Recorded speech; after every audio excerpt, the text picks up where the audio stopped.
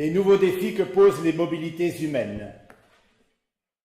Mouvement irrésistible et en progression constante dans les sociétés modernes, la mobilité humaine a déjà et continuera à avoir un impact très fort, tant sur le fonctionnement et la vie de nos paroisses que sur la manière dont nous pratiquons aujourd'hui notre foi. Les défis qu'elle génère représentent donc bien des enjeux majeurs pour la poursuite de l'évangélisation, particulièrement pour l'Église de Saône-et-Loire.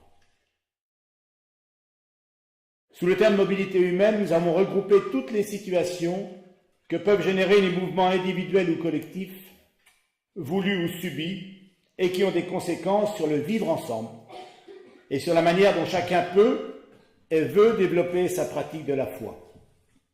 Nous assistons à une véritable révolution sociétale. En Saône-et-Loire, les infrastructures ainsi que les moyens modernes de déplacement, de communication et d'information ont modifié le rapport à la mobilité. Qu'elle soit personnelle, familiale ou professionnelle, la mobilité fait partie intégrante de la vie de l'homme moderne, en provoquant un éclatement spatio-temporel des structures de base qui conduit à des évolutions importantes du vivre ensemble. Si les jeunes générations se l'ont approprié tout naturellement, les plus âgés s'en accommodent pas toujours facilement. Cette mobilité subie provoque un éclatement du noyau familial pour de multiples raisons. Séparation des parents, activités professionnelles délocalisées, poursuite des études pour les jeunes. En conséquence, la notion d'espace et de temps s'est considérablement transformée pour faire place à une suractivité relationnelle plus ou moins acceptée et maîtrisée. Si elles apportent beaucoup de satisfaction sur le plan relationnel, ces mobilités bien souvent vécues chaque jour, voire plusieurs fois par jour, y compris pendant les périodes de vacances ou de repos, sont la source permanente de difficultés d'intégration dans des organisations établies, comme la paroisse par exemple, et donc d'instabilité, voire de révision d'engagements antérieurs, car les rythmes des uns et des autres sont aujourd'hui différents.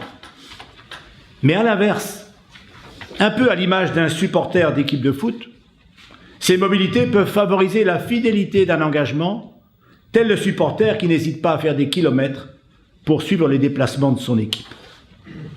En fin de compte, on peut parler du phénomène de communauté d'adhésion qui prend de plus en plus d'importance dans nos modes de vie. Comme dans la vie de tous les jours, ces constats ont un impact fort sur la pratique de la foi. Le fidèle, qu'il soit permanent ou occasionnel, va se construire progressivement sa propre manière de vivre sa foi, en privilégiant les contraintes de sa propre mobilité. Nous pouvons conclure qu'aujourd'hui, un peu comme les lecteurs, le fidèle devient volatile. C'est-à-dire que tout en pouvant rester fidèle, il est prêt à se déplacer pour assister à une célébration ailleurs que dans sa paroisse de rattachement, afin d'y retrouver une communauté dans laquelle il s'identifie plus facilement.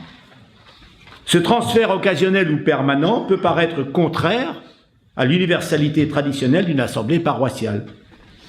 C'est tout simplement ailleurs et autrement, dans le respect de principes personnels dictés par cette mobilité, tels que la proximité géographique, un horaire mieux adapté, un type de célébration plus approprié, un prêtre plus charismatique, une communauté plus accueillante, etc. Les exemples ne manquent pas. Nous ne pouvons parler des mobilités humaines sans évoquer les grandes migrations humaines, migrants économiques, réfugiés politiques, etc., qui doivent être prises en compte dans la dimension plus large de la participation de fidèles étrangers à notre paroisse.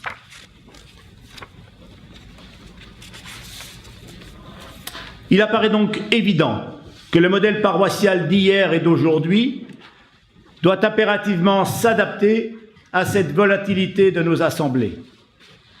Les solutions sont nombreuses et très certainement incomplètes. Nous nous contenterons pour l'instant d'en préciser quelques principes fondateurs. Les facteurs qui permettent l'identification à une assemblée paroissiale sont nombreux et surtout variables. Comme pour un achat dans une grande surface, il n'est pas inutile de mesurer ce qui fait l'attrait d'une paroisse autrement que par la simple proximité géographique ou ce que j'appelle le besoin incontournable, comme par exemple pour une cérémonie de funérailles. Avec l'étendue géographique des secteurs paroissiaux, même si la mobilité pourrait apparaître comme un élément favorable à une assemblée régulière, il n'est pas certain que cela soit suffisant pour déplacer les foules, tant la notion d'horaire de célébration, de nature et de style de ces célébrations peuvent influencer le fidèle plus ou moins durablement, ce qui concerne moins le fidèle épisodique.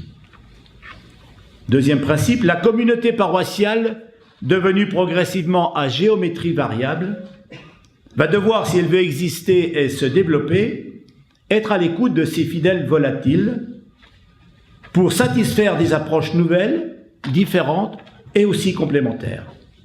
Cette adaptation mesurée ne peut se faire sans oublier les personnes âgées pour qui le besoin de reconnaissance doit être conservé.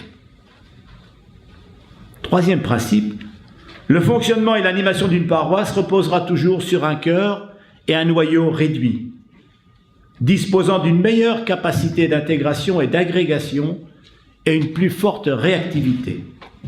À cet effet, les notions d'accueil et d'écoute sont prédominantes. Ces domaines ont déjà fait l'objet de propositions intéressantes dans l'exploitation des travaux effectués par les équipes synodales. Les étapes traditionnelles de la pratique de la foi, baptême, communion, mariage, funérailles, restent toujours valides, mais doivent être une occasion inespérée de toucher un plus large public de non-avertis, d'où l'attention particulière qui doit être portée à la préparation et la réalisation de ces cérémonies.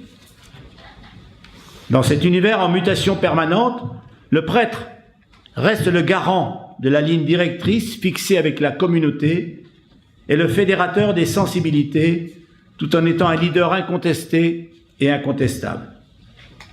L'appropriation et l'exercice de ce rôle sont complexes. C'est la raison pour laquelle il doit être soutenu fortement par la communauté. Ce thème est développé par ailleurs.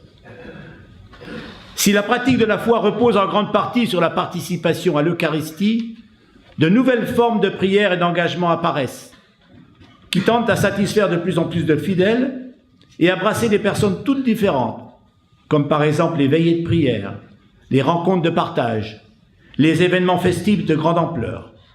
Elles peuvent permettre une certaine fidélité de la participation, mais surtout montrent un engagement personnel plus important. En conclusion, il apparaît que si les mobilités humaines perturbent la vie traditionnelle d'une paroisse et la pratique individuelle de la foi, en revanche, elles ne remettent pas en cause profondément la quête de religion.